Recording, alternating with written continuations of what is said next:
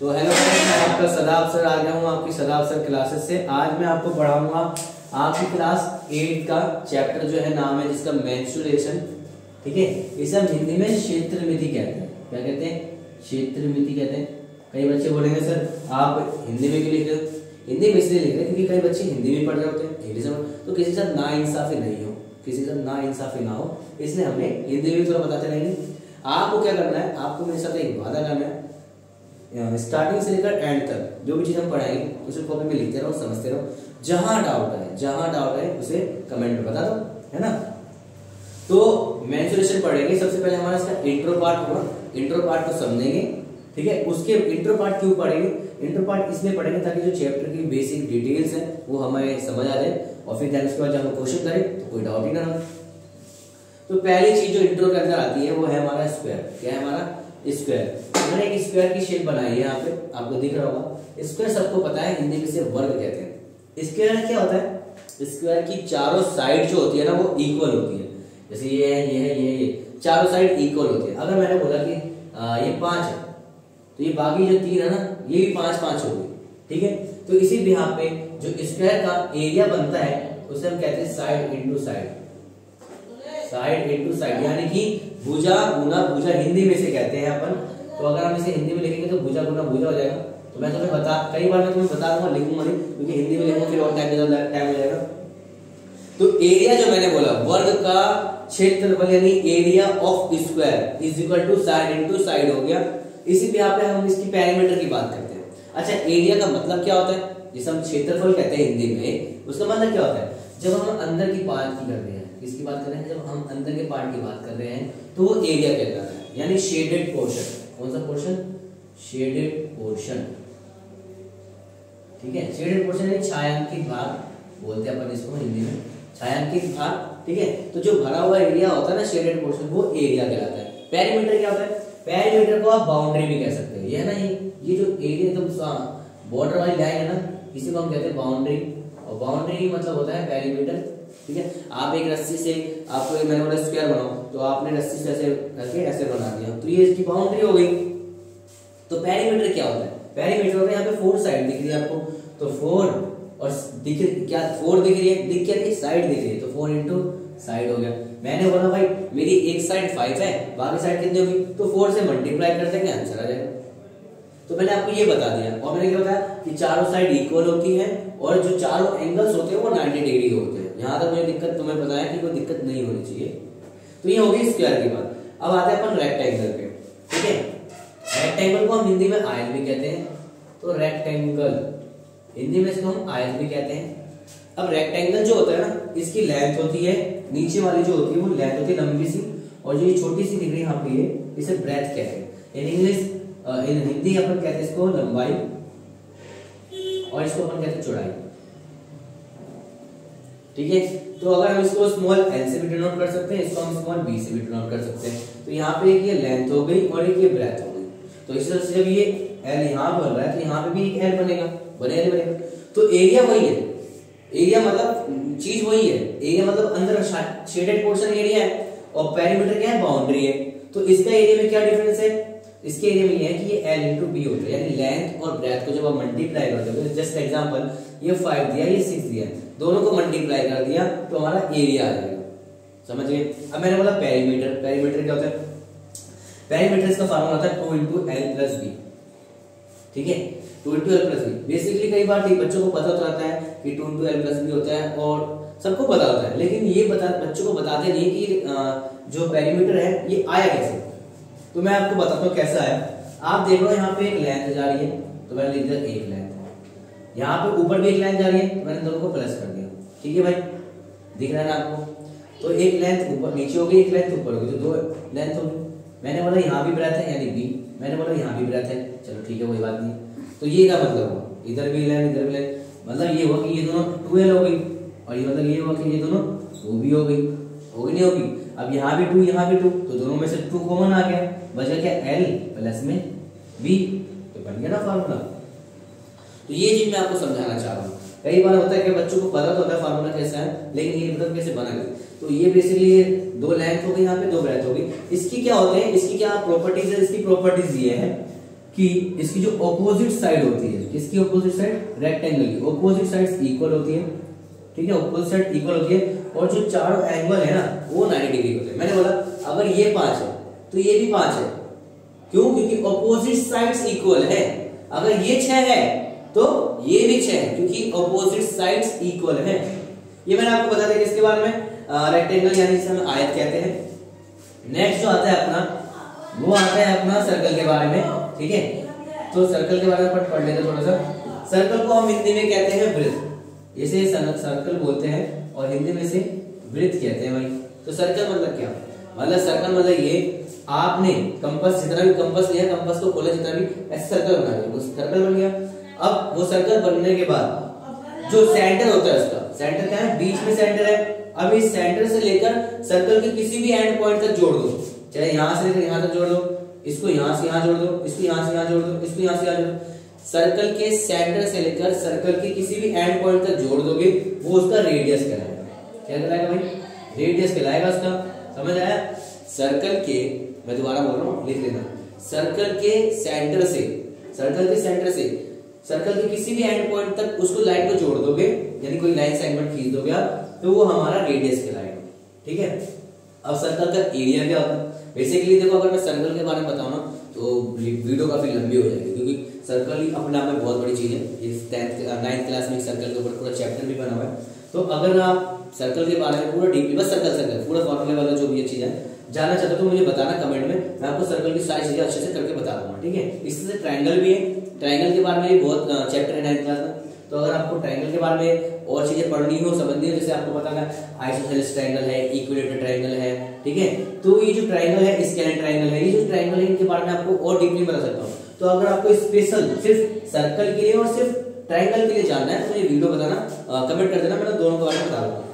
तो सर्कल का एरिया क्या होता है, एरिया मतलब क्षेत्रफल, यानी अंदर की पार्ट की बात कर रहा हूं मैं, तो एरिया होगा पाई आर स्क्वायर, ठीक है। क्या होगा, पाई आर स्क्वायर। अगर मैं बोलूं सर्कल के सरकमफेरेंस की बात कर रहा हूं, आप बोलोगे सर आपने यहाँ पे पेरीमीटर लिखा है, फिर यहाँ भी आपने पेरीमीटर लिखा है, लेकिन आपने यहाँ पे सरकमफेरेंस लिख दिया, क्यों भाई, इसलिए लिखा है क्योंकि ये सर्कल है ना भाई। ये तो शेप देखो इसकी कैसी है, स्क्वायर के शेप के, डब्बे डब्बे टाइप के, लेकिन ये क्या सर्कल की शेप के। अब सर्कल के अंदर हम इसको पेरीमीटर थोड़ी लिखेंगे, लेकिन होता सेम ही चीज है। आप चाहे उसको सरकमफेरेंस बोलो, आप चाहे उसको पेरीमीटर बोलो, चाहे आप उसको बाउंड्री बोलो, बात एक ही है, बात एक ही है, तीनों में से कोई सी चीज बोल दो, ठीक है। तो मैंने आपको समझा दिया कि भाई इसका एरिया हो गया पाई आर स्क्वायर और सरकमफेरेंस हो गया 2 पाई आर, ठीक है, 2 पाई आर। अब आप बोलोगे यहाँ पे पाई का मतलब क्या है, मतलब क्वेश्चन में होता क्या है, कई बार हमें पाई की वैल्यू दी होती है, फॉर एग्जांपल बोल देगा भाई पाई की वैल्यू आप ये लो 22/7 लो, या फिर 3.14 लो, 3.14 लो, यानी आपको इन दोनों में से एक वैल्यू लेनी है। क्वेश्चन में हमेशा गिवन होगा कि ये लो, तभी लेना है ये वाली जो वैल्यू है, ये वाली नहीं गिवन है तो हमेशा पाई की वैल्यू ये लेनी है, ठीक है। रेडियस दिया होता है, कैसे दिया होता है, फॉर एग्जांपल अभी हम इसके बारे में आगे पढ़ेंगे, रेडियस निकालने वगैरह के बारे में, इसी वाले वीडियो में आगे वाले में पढ़ेंगे कि ये इसके बारे में थोड़ा और बताऊंगा आगे जाके, ठीक है। तो अभी यहाँ पे इतना समझो कि सर्कल क्या है, एक सेंटर से किसी एंड पर जोड़ो, रेडियस लगाएगा, एरिया का पाई आर स्क्वायर हो गया, सरकमफेरेंस का 2 पाई आर हो गया, ये हो रही सर्कल की बात। अब अपन आते हैं ट्रायंगल के पास, ठीक है। तो मैंने आपको क्या बताया, ट्रायंगल के बारे में अगर आप और जानना है तो आप मुझे कमेंट कर सकते हैं। तो ट्रायंगल है ये इस शेप का, जैसे आप समोसा खा लो या फिर सैंडविच ले लो, तो सर्कल का ये बेस होता है, और बेस से लेकर टॉप तक की जो लाइन टच होती है ना, वो उसकी क्या होती है, हाइट होती है। क्या होती है, हाइट होती है। तो यहाँ पे अगर मैं सर्कल की एरिया की बात करूं तो 1/2 हो जाएगा, क्योंकि ये हाफ कर दिया मैंने, इसको हाफ हो गया, इधर भी हो गया, इधर भी हो गया, तो 1/2 और base into height, base into height, ये हो गया इसका एरिया। पेरीमीटर की जब मैं बात कर रहा हूं, सम ऑफ ऑल साइड्स को प्लस कर दूंगा, मेरा पेरीमीटर आ जाएगा। एक चीज यहाँ पे होती है, जो तीनों एंगल होते हैं ना, एंगल ए बोल दो इसको, एंगल बी बोल दो, एंगल सी बोल दो, यानी ए बी सी तीनों एंगल, ये तीनों एंगल 180 डिग्री के इक्वल होते हैं, यानी sum of 3 sides of triangle is equal to 180 degree, यानी त्रिभुज के तीनों कोनों का योग 180 डिग्री होता है, ठीक है। तो ये जो चीज होगी हमारी ट्रायंगल के बारे में, जैसे हम हिंदी में त्रिभुज कहते हैं, ट्रायंगल मैंने लिखा नहीं, ट्रायंगल यानी कि त्रिभुज, ठीक है। अब अपन आ जाओ पैरेललोग्राम पे। क्या ले लोगे? पैरेललोग्राम। पैरेललोग्राम को हम हिंदी में बेसिकली कहते हैं समांतर चतुर्भुज। क्या कहते हैं? समांतर चतुर्भुज। अब हिंदी वाले जो बच्चे हैं उनको इंग्लिश में भी पता होना चाहिए कि क्या होता है नाम। पैरेललोग्राम की शेप बन गई, जैसे फॉर एग्जांपल यहाँ पे मैंने ये बेस बोला, अगर ये बेस बोला तो ये वाली जो है ये हाइट हो जाएगी। अगर मैंने ये बेस बोला तो यहाँ से यहाँ तक जो भी वो हाइट हो जाएगी। ठीक है, तो ये बेस हो गई, यहाँ पे हाइट होगी। अब 90 डिग्री है। अब इसका पैरेललोग्राम है। ठीक है, तो एरिया देखो, इसका एरिया क्या? बेस इंटू हाइट होता है। और पेरीमीटर क्या है? 2 multiply sum of adjacent side. Adjacent side यानी कि साथ वाले जैसे क्या? ये 5, ये 6 है और ये 5 है, दोनों को मल्टीप्लाई प्लस कर दिया, दोनों को प्लस कर दिया, प्लस करने के बाद 2 से मल्टीप्लाई कर दिया तो हमारा पेरीमीटर आ जाएगा। बस ये था हमारा पैरेललोग्राम, जिसे हम समांतर चतुर्भुज कहते हैं। अब पैरेललोग्राम, तो यहाँ पे पैरेलल लाइन होगी, पैरेललोग्राम पैरेलल लाइन होगी और पैरेललोग्राम हो गया, इससे पैरेललोग्राम हो गया। इसके बारे में हमने 9th में भी और अच्छे से डिटेल में पढ़ाएंगे। तो नेक्स्ट हमारा जो आता है 6th नंबर, वो आता है हमारा ट्रेपीजियम। क्या आता है? ट्रेपीजियम, जिसे हम हिंदी में कहते हैं समलम। समलम कहते हैं। ट्रेपीजियम की शेप कैसी है भाई? 2 पैरेलल लाइन है। ठीक है, और इस तरह से ये शेप निकल के इसकी आती है, ट्रेपीजियम जिसे हम कहते हैं। तो ट्रेपीजियम जो है, हम यहाँ पे समझना, ट्रेपीजियम जो शेप बनी है, 2 पैरेलल लाइन है, इनके बीच का 2 पैरेलल लाइन के बीच का डिस्टेंस जो होता है, 2 पैरेलल लाइन के बीच का जो डिस्टेंस होता है उसे अपन हाइट कहते हैं। किसके अंदर? ट्रेपीजियम में, ये वाली। ठीक है, इसे अपन हाइट कहते हैं, ऊंचाई जिसे कहते हैं हिंदी में। एरिया क्या होगा?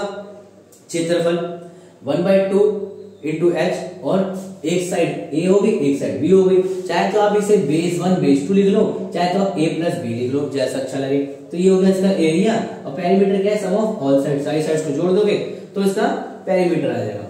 तो ये तो रहा छठा वाला पॉइंट। ठीक है, सातवां पे आता है क्वाड्रिलेटरल। ये 3 जो नाम है ना, थोड़े से कंफ्यूज कर देंगे आपको। ठीक है, इंग्लिश में तो फटाफट से याद हो जाएगा, कोई दिक्कत नहीं। हिंदी वाला को थोड़ा कंफ्यूज होगा, इसलिए मैंने इसको यहाँ पे लिख दिया। हिंदी में बच्चे देखो, पहले ये भी समांतर चतुर्भुज है, बच्चा इसको बोलेगा समांतर चतुर्भुज, लेकिन समांतर चतुर्भुज नहीं है, ये समचतुर्भुज है, समचतुर्भुज, और ये चतुर्भुज है सिर्फ। ठीक है भाई, तो ये हो गया क्वाड्रिलेटरल, जिसे हम चतुर्भुज कहते हैं। अब क्वाड्रिलेटरल की जो शेप है, बीच में एक डायगोनल होती है, ये होती है डायगोनल। ठीक है, डायगोनल क्या होती है? डायगोनल क्या करती है? किसी भी शेप को, किसी भी जो शेप है उसको 2 ट्रायंगल में डिवाइड कर देती है। जैसे यहाँ पे 4 ट्रायंगल में डिवाइड हो गई है, यहाँ पे 2 ट्रायंगल में। देखो मैंने डायगोनल एक लाइन खींची, ऊपर भी ट्रायंगल बन गया, नीचे भी ट्रायंगल बन गया। अब ट्रायंगल बन गया तो उसकी हाइट क्या होगी? तो उसकी हाइट h1 होगी और हाइट 2 होगी, h2 होगी। ठीक है, तो एरिया की जब मैं बात करूंगा तो 1/2 डायगोनल आ जाएगा। ठीक है, जैसे हमें ये हाइट देगी 5 और ये देगी 4 और ये भी दी होगी, तो ये तीनों लिख देंगे। हाइट 1 हाइट 2 को प्लस कर देंगे, तो डायगोनल से मल्टीप्लाई करके सोल्व करेंगे तो हमारे पास एरिया आ जाएगा। एरिया आ जाएगा। और पेरीमीटर वही चीज है जो ऊपर बताइए, सम ऑफ ऑल साइड्स। रोम्बस को अपन क्या कहते हैं? समचतुर्भुज कहते हैं हिंदी में। मैंने रोम्बस यहाँ पे हिंदी में इसलिए लिख दिया है ताकि बच्चों कंफ्यूजन ना हो, क्योंकि ये समांतर चतुर्भुज है, समचतुर्भुज है और चतुर्भुज है, इतना याद रखना। ठीक है, अब आप समांतर कैसे याद रखो भाई? पैरेलल मतलब क्या होता है? समांतर चतुर्भुज हो गया। रोम्बस जो है समचतुर्भुज जिसे अपन कहते हैं। तो ये शेप थोड़ा लगेगा स्क्वायर, जैसे स्क्वायर नहीं होता लेकिन। ठीक है, तो यहाँ पे क्या है, ये इसकी चारों साइड इक्वल होती है, चारों साइड इक्वल होती है। अपोजिट जो 2 एंगल्स होते हैं वो इक्वल होते हैं और बीच में 90 डिग्री के एंगल बराबर होते हैं। ठीक है, अब मैं इसमें देखो, एक डायगोनल ये जा रहा है, एक डायगोनल ये जा रहा है। ठीक है, फॉर एग्जांपल यहां से लेकर यहां तक का जो डायगोनल है वो 16 दिया है, यहां से लेकर यहां तक का जो है वो 16 दिया है, 16, और यहां से लेकर यहां तक ये जो है 32। तो इनका हम हाफ कर देंगे तो यहां से लेकर यहां तक का आ जाएगा, इसका हाफ कर देंगे यहां से लेकर यहां तक का आ जाएगा। ठीक है, ए निकालेंगे 1/2, डी मल्टीप्लाई डी2 कर देंगे। अब पेरीमीटर निकालना है तो 4 इंटू साइड कर देंगे। ठीक है, तो अब यहां तक समझ आ गया मेरे ख्याल से, है ना? अगर देखो मैं यहां से अगर दोबारा से बताऊं, स्क्वायर बता दिया मैंने आपको, रेक्टेंगल बता दिया, इसमें कोई डाउट नहीं होगा, सर्कल भी बता दिया मैंने। अगर फिर भी कोई डाउट हो, फिर भी, तो बेहिचक कमेंट में आपको मुझे बताना है। अब चलते हैं वीडियो के थोड़े से आगे वाले पार्ट पे। ठीक है, तो मैं आपको ये शेप बनाना सिखा रहा हूँ, क्यूबॉइड। ठीक है, थोड़ा सा बड़ा बनेगा ये, सॉरी, ऐसे करके। ठीक है, 2 डब्बे बना देना है, इनको जोड़ देना है। ये शेप बन जाएगी, लेंथ ब्रेथ हाइट हो जाएगी। हाँ, तो हम वीडियो के आगे पे आ गए, ठीक है। तो ये है क्यूबॉइड, क्या है, क्यूबॉइड है पहला, दूसरा क्यूब है, तीसरा सिलेंडर, तीन चीजें। ये हमारे 3D शेप की है। इसे पीछे जो हमने पढ़ा था वो 2D शेप की, वो बताना भूल गया था मैं। 2D शेप जिसको हम कागज पे बना सकते हैं, रियलिटी में वो हमें असली दिखता नहीं है। 3D शेप क्या होते हैं, जो बनाए इस पे तो हमें दिखता है असली, वो असली चीज है। आपको डब्बा समझ लग रहा नहीं लग रहा? तो यहाँ पे एक लेंथ है, ब्रेथ है और हाइट है, ठीक है। क्यूबॉइड क्या हो सकता है, ये मेरा डस्टर दिख रहा है आपको, ये क्यूबॉइड की शेप का है। आप मार्केट से मिठाई खरीदने जाओ, मिठाई का डब्बा होगा वो भी क्यूबॉइड की शेप का है। आप शर्ट खरीदने जाओ, शर्ट का जो डब्बा होगा वो भी क्यूबॉइड की शेप का होता है, ठीक है। तो बेसिकली क्यूबॉइड होता है जिसमें लेंथ ब्रेथ हाइट होती है। अब मैं अगर बात करूं क्यूबॉइड के टोटल सरफेस एरिया की, किसकी, total surface area, total surface area यानी कि TSA ऑफ क्यूबॉइड, तो इसको मैंने हिंदी में भी लिख दिया ताकि पता है आपको, हिंदी में चल रहा हूं, घनाभ का कुल पृष्ठीय क्षेत्रफल, ठीक है। क्या होता है, 2 ब्रैकेट में LB BH HL, मेरे साथ एक बार बोलना है, LB BH HL, याद हो जाएगा, LB BH HL, LB BH HL multiply में 2 कर देंगे। अब मैंने बोला ये क्यों लगाया है भाई, length breadth height, length breadth height, और उसके भी इधर है ना। तो यहाँ पे हमारे पास जो लेंथ ब्रेथ हाइट मैंने ये TSC क्यों लगाया, जब क्यूबॉइड की ऊपर की, नीचे की, दाएं की, बाएं की, आगे की, पीछे की, पूरे चीज की बात की जाए कि भाई टोटल मतलब क्या, पूरा, कुछ भी अधूरा नहीं, पूरा का पूरा, हर जगह से, ऊपर नीचे दाएं बाएं आगे पीछे हर जगह से निकालना है। तो जो पूरा भरा हुआ है उसको पूरा निकालना है, तो ये वाला फार्मूला लग जाएगा। जब डब्बा पूरा का पूरा निकालना है, जब डब्बा पूरा का पूरा निकालना है, यानी 6 फेज की जब बात की जाएगी, इसकी 6 फेज की जब बात की जाएगी तो हम ये वाला लगाते हैं, ठीक है। अगर 5 फेज हो, आप बोलोगे सर चलो ठीक है, मैंने दीवार के इस साइड भी पेंट करवाया, इस साइड भी पेंट करवाया, पीछे भी पेंट करवाया, आगे भी पेंट करवाया, और नीचे मैंने टाइल लगा दी, लेकिन मैंने ऊपर कुछ नहीं करा, मैंने छोड़ दिया उसको, तो 5 फेस हो गए, एक गायब हो गया। फॉर एग्जाम्पल जैसे आप कार हो, मतलब आपके पास कार है और आप कार को ढक रहे हैं चारों कपड़े से, तो कार का जो कवर है वो ऊपर ढकेगा, साइड में ढकेगा, इधर ढकेगा, लेकिन नीचे थोड़ी ढकेगा, एक फेस रह गया ना, एक फेस रह गया। तो ये फार्मूला लगा के, ये फार्मूला यहाँ तक लगा के LB माइनस कर देंगे, लेंथ ब्रेथ क्या कर देंगे, माइनस कर देंगे, आ जाएगा 5 फेस के लिए, ये 5 फेस के लिए, ठीक है, 5 फेस के लिए, समझ गए। अब 4 फेस की बात कर रहा हूँ। 4 फेस यानी कि लेटरल, जिसको हम लेटरल भी बोलते हैं, कर्व भी बोलते हैं। एग्जामिनर या टीचर कोई भी है वो आपको कंफ्यूज करने के लिए क्या कर देगा कि कर्व बोल देगा, और कंफ्यूज और करने के लिए लेटरल बोल देगा। सेम चीज है, लेटरल या बोलो या कर्व बोलो, दोनों सेम चीज है। और फार्मूला दोनों का क्या होगा, 2 ब्रैकेट में L+B मल्टीप्लाई में हाइट हो जाएगा, ठीक है। तो ये फार्मूला कब लगेगा, जब मैं कर्व की बात कर रहा हूँ। कर्व मतलब मैंने क्या बोला, फॉर एग्जाम्पल मैंने इसको देखो कि ऊपर भी छोड़ दिया, नीचे भी छोड़ दिया, ऊपर भी छोड़ दिया, नीचे भी छोड़ दिया, ऊपर भी छोड़ दिया, नीचे भी छोड़ दिया। तो बस ये जो साइड, ये जो घूम रही है, ये इधर की, इधर की, इधर की, इधर की, मतलब आपने बोला कि मुझे जो अपना घर का कमरा जो पेंट कराना है वो 4 दीवारों पे कराना है, सामने वाले पे, इस वाले पे, इस वाले पे, इस वाले पे, इन चारों पे पेंट करवाना है। ऊपर छत भी छोड़ देता हूँ, नीचे भी छोड़ देता हूँ, 4 जगह होगी। तो 4 फेस के लिए अपने पास ये फार्मूला लग जाएगा, 4 फेस के लिए, समझ गए। 4 फेस के लिए फार्मूला लग जाएगा क्या, लेटरल कर्व सरफेस एरिया बोल दो, लेटरल सरफेस एरिया बोल दो, कर्व सरफेस एरिया बोल दो। हिंदी में इसको बोलते हैं घनाभ का पार्श्व पृष्ठीय क्षेत्रफल, घनाभ का पार्श्व पृष्ठीय क्षेत्रफल, ठीक है, समझ गए। तो ये समझ आ गया आपको। अब मैंने बोला वॉल्यूम, वॉल्यूम मतलब क्या भाई, अगर ये कमरा है तो इस कमरे में कितने लोग रह सकते हैं, कितनी कैपेसिटी है उसकी। वॉल्यूम का मतलब क्या है, कैपेसिटी। तो कितनी कैपेसिटी है उसको हम कहते हैं LBH लगा दोगे, कैपेसिटी आ जाएगी। ये 3D शेप के लिए मैंने आपको बता दिया, क्यूबॉइड बता दिया। नेक्स्ट जो है अपना आता है क्यूब के बारे में। क्यूब यानी कि घन जिसे हम कहते हैं। तो तीनों साइड यहाँ पे ए होगी, ठीक है। अब क्यूब होता क्या है, आपने वो देखा होगा, एक क्यूब आता है, उसे ऐसे करके घुमाते हैं, है ना, देखा होगा आपने, क्यूब से क्यूब हो गया हो। या फिर आपने लूडो बेटी खेला हो, तो उसमें भी जो क्या बोलते हैं, डैश होता है शायद से मेरे ख्याल से, तो जब उसे उछालते तो वो भी बन जाता ना ऐसे। तो यहाँ पे अब क्या है, आगे क्यूब जो है यहाँ पे TS से लगाएंगे इसका, ठीक है। TS से मतलब क्या बोला मैंने, TS से मतलब टोटल सरफेस एरिया जो है वही चीज है, total surface area of cube, total surface area of cube यानी कि 6a का स्क्वायर। जब मैं क्यूब में क्या बोल रहा हूँ, वही चीज है, कमरा है पूरा भरा हुआ, ऊपर भी है नीचे भी है दाएं भी आगे भी पीछे भी हर जगह। जब मैं ts से कम लगाऊंगा, जब मैं पूरे कमरे की बात कर रहा हूँ, ठीक है, तो 6a का स्क्वायर। आप लोग हिंदी में क्यों लिखा, अरे यहाँ लिख तो दिया भाई, वही सी है, घनाभ, घनाभ की जगह क्या आ जाएगा, बस घन आ जाएगा। घन का कुल पृष्ठीय क्षेत्रफल 6a का स्क्वायर, ठीक है। और कर मैंने आपको बता दिया यहाँ पे क्या था, बस साइड साइड की बात कर रहा हूँ, 4 दीवारों की, तो 4 दीवारों के लिए यहाँ पे क्या लगाया मैंने 4a का स्क्वायर, जिसमें ऊपर और नीचे छूट जाएगा।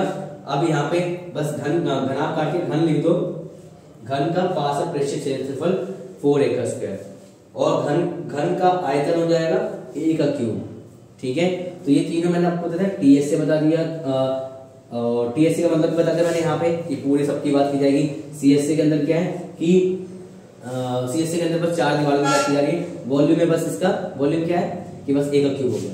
नेक्स्ट जो है अपना सिलेंडर आता है। सिलेंडर को अपन हिंदी में कहते हैं बेलन, ठीक है। अब बेलन के अंदर ये यहाँ पे एक हाइट होती है, ऊपर भी सर्कल है नीचे भी सर्कल है। बेलन कैसे पहचानोगे, मार्कर, बेलन की शेप क्या पूरा, वरना घर पे तो बेलना खाया होगा तुमने। ऊपर भी एक सर्कल होता है, नीचे भी एक सर्कल है, दिख रहा है, तो ऊपर भी सर्कल नीचे भी सर्कल। तो पहले सर्कल को समझते हैं, सर्कल क्या है, जो मैंने आपको पहले बताया सर्कल क्या है बताऊंगा। तो सेंटर से सर्कल की किसी भी एंड पॉइंट तक जोड़ दो, वो रेडियस कहलाएगा, जिसे हम त्रिज्या कहते हैं। तो अब सर्कल जो यहाँ पे डायमीटर है, is the longest code. Diameter रहता है, बहुत सारी कोड होती है, ये डायमीटर सर्कल है, ये सारी की सारी कोड है, ये सारी की सारी कोड है। लेकिन जो सबसे बड़ी कोड होती है, सबसे बड़ी कोड होती है यहाँ से लेकर यहाँ तक की जो जोड़ती है, उसको हम डायमीटर कहते हैं। डायमीटर को हिंदी में हम व्यास कहते हैं। तो diameter is the longest code, ठीक है। अब कई बार क्या होता है कि हमें रेडियस निकालना होता है, डायमीटर दिया होता है, रेडियस निकालना होता है, तो अपन क्या करेंगे, डायमीटर का हाफ कर देंगे, रेडियस आ जाएगा। फॉर एग्जांपल यहाँ से लेकर यहाँ तक 14 दिया हुआ है, आपको बोला कि रेडियस बताओ, तो 14 का हाफ कर देंगे यानी 7 रेडियस आ जाएगा। तो रेडियस क्या है, रेडियस क्या है, हाफ ऑफ डायमीटर, डायमीटर का हाफ ही रेडियस है। अब यहाँ पे डायमीटर भी कई बार निकालने बोल देता है, रेडियस दिया हुआ है, ठीक है। तो डबल ऑफ, यहाँ पे 2 है, ऊपर चले जाएगा मल्टीप्लाई हो जाएगा, ठीक है। तो 2 के साथ मल्टीप्लाई 2r हो गया और d बच गया। तो डायमीटर क्या है, double of radius, double of radius. तो मैंने आपको ये सर्कल के बारे में थोड़ा और बता दिया। सर्कल एक ऊपर भी है, सर्कल एक नीचे भी है ना, और एक हाइट भी है। तो इसका TSA of cylinder, total surface area of cylinder, यानी बेलन का कुल पृष्ठीय क्षेत्रफल क्या होता है, 2 पाई r ब्रैकेट में r प्लस में h होता है, ठीक है। अभी फार्मूला आया कैसे, ऊपर भी सर्कल नीचे भी सर्कल, सर्कल का एरिया क्या होता है, पाई r स्क्वायर, पाई r स्क्वायर। तो ऊपर का भी पाई r स्क्वायर, नीचे का भी पाई r स्क्वायर आ गया यहाँ पे। उसके बाद ये इसकी जो लंबाई है, हाइट है जो ये है ना, ये तो कर्व की जब बात करें, कर्व की, कर्व का फार्मूला क्या है, ये रहा कर्व, ये रहा कर्व। तो कर्व का फार्मूला क्या है, 2 पाई r h। तो उसके साथ हमने ये ऊपर वाला नीचे वाला दोनों जोड़ दिया और 2 पाई r h भी जोड़ दिया। यहाँ भी 2 पाई r स्क्वायर हो गया, यहाँ भी पाई r स्क्वायर हो गया। तो पाई r स्क्वायर 2 पाई r स्क्वायर हो गया, डबल हो गए। तो 2 पाई r h ऐसे लिख दिया हमने। अब यहाँ पे देखो मैंने इसको थोड़ा ओपन कर दिया, 2 भी हो गया, पाई भी हो गया, r 2 बार है तो 2 बार लिख दिया मैंने। अब यहाँ पे इसको ओपन कर दिया। अब यहाँ से लेकर यहाँ तक देखो, 2 पाई r यहाँ भी है, 2 पाई r यहाँ भी है, तो दोनों में से एक 2 पाई r आ गया, बच गया यहाँ का r, ये r बच गया, और ये ये h बच गया है ना, ये h बच गया, तो r प्लस में h आ गया। तो 2 पाई r आ गया इन तीनों को कॉमन, और ये 2 पाई r इन तीनों को कॉमन, और बच गया r प्लस में h। तो ये हो गया हमारा total surface area of cylinder. अब आते हैं कर्व सरफेस एरिया की बात करते हैं। तो 2 पाई r इसका फार्मूला जाएगा साइड साइड का। वॉल्यूम की बात करें तो पाई r का स्क्वायर कर दोगे और हाइट निकाल दोगे तो इसका वॉल्यूम आ जाएगा। तो बेसिकली मैंने आपको क्यूबॉइड बताया, क्यूब बताया, सिलेंडर बताया, सिलेंडर का फार्मूला कैसे बना टीएसए वो बताया। टीएसए का मतलब मैंने आपको समझाया, टीएसए का मतलब जब पूरे डब्बे की बात की जा रही है, सीएसए मतलब जब चारों की बात की जा रही है, और वॉल्यूम जब उसकी कैपेसिटी कितनी भर सकते हैं, सिलेंडर की कितनी कैपेसिटी है, कितने पानी नहीं भर सकते, क्या भर सकते हैं उसके अंदर, है ना। तो बेसिकली ये पूरी वीडियो थी, मैंने आपको इससे पहले भी जो भी चीज थी इसकी पहला पार्ट हमने बता दिया। तो ये हमारा इंट्रो पार्ट था।